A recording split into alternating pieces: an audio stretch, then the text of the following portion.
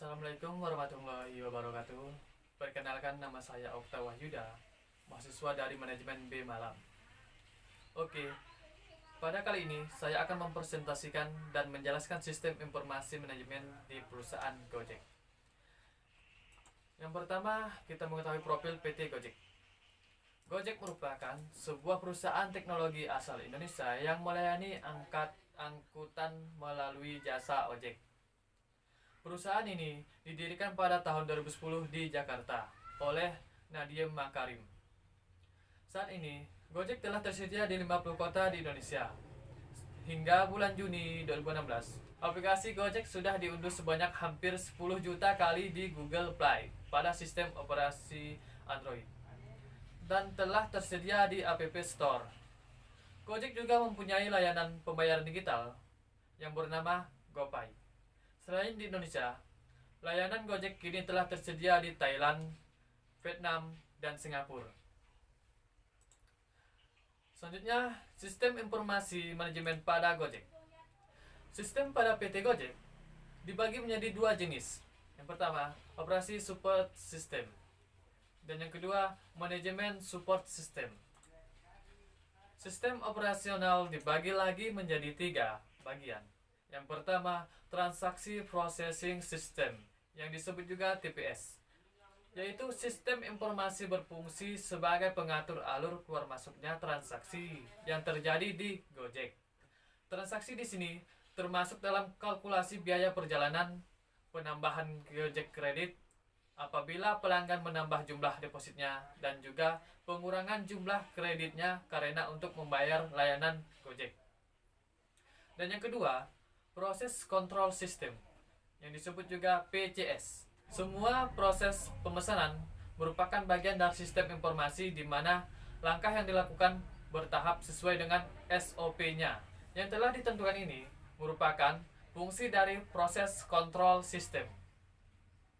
Yang ketiga, enterprise collaboration system, yaitu sistem informasi lintas fungsional untuk meningkatkan komunikasi, koordinasi, kolaborasi di antara anggota dari operasi bisnis.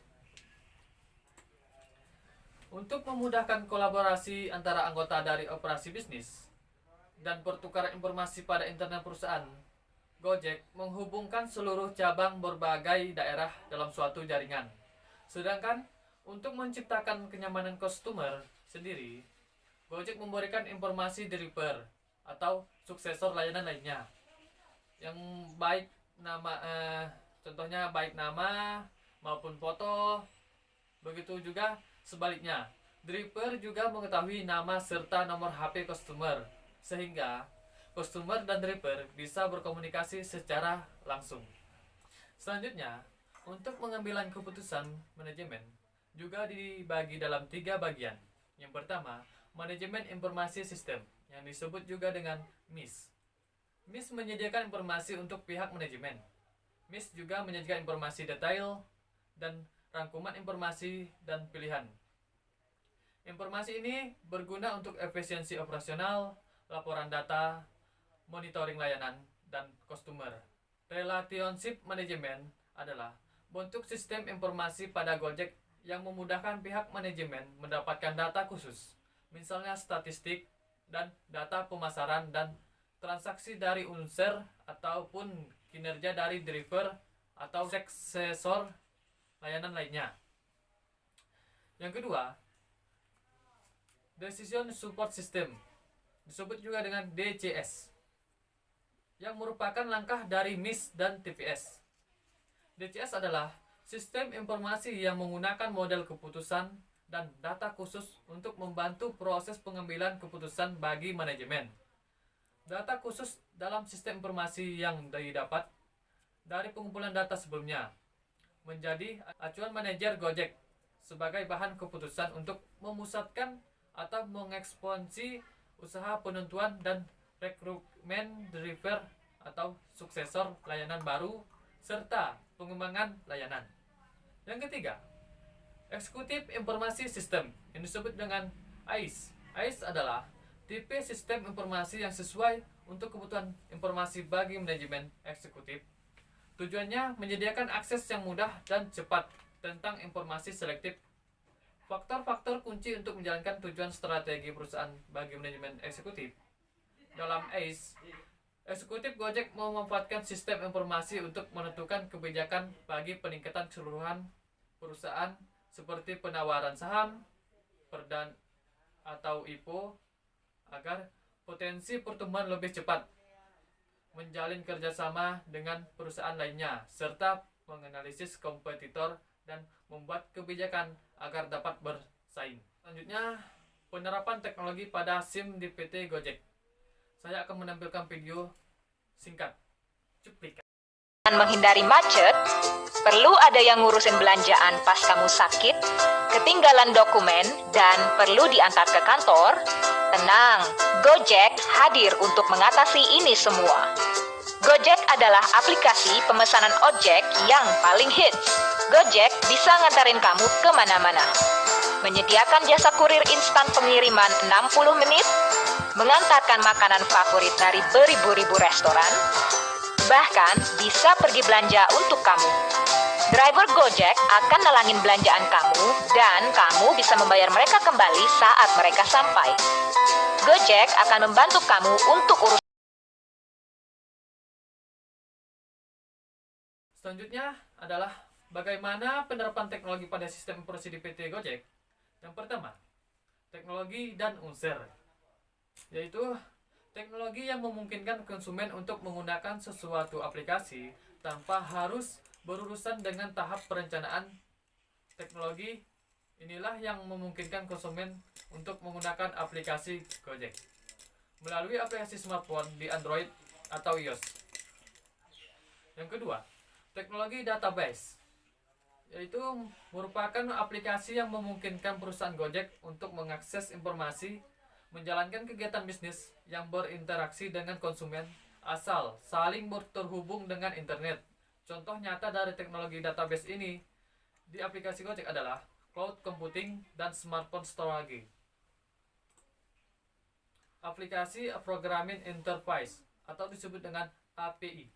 API adalah serangkaian software yang digunakan oleh programmer untuk mempercepat proses pembuatan atau proses kerja suatu aplikasi melalui penggunaan perintah protokol dan fungsi.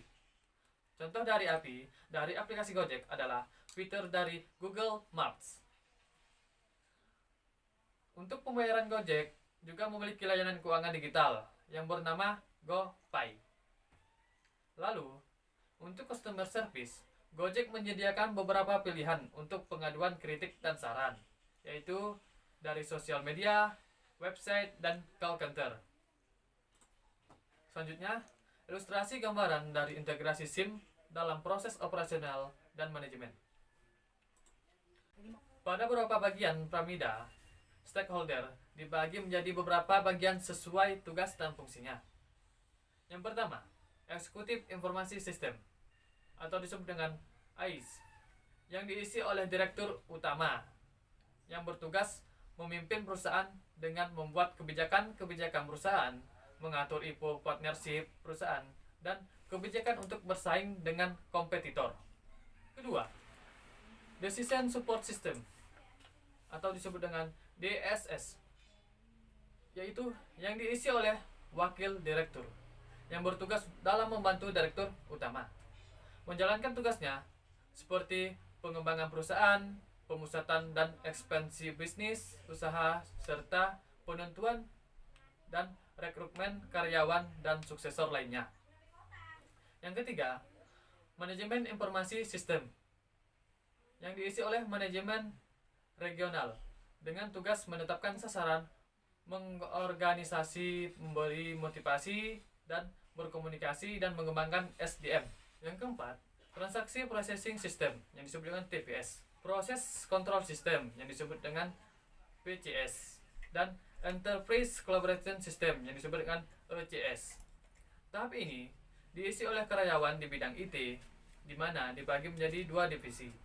Yang pertama, Programming dengan tugas melakukan development program. Yang kedua, Webbing dengan tugas melakukan development web. Lalu, ada karyawan office dibagi menjadi tiga bagian, Yang pertama, customer service yang memberikan layanan kepada pelanggan. Yang kedua, administrasi yang melakukan pengelolaan karyawan yang terkait dengan kantor. Yang ketiga, pemasaran yang memasarkan langsung. Selanjutnya, karyawan akuntansi yang mengurus masalah keuangan. Dan karyawan tukang ojek pekerja lapangan. Sekian dari saya. Kalau ada kata yang salah ataupun yang kurang, mohon dimaafkan. Wassalam.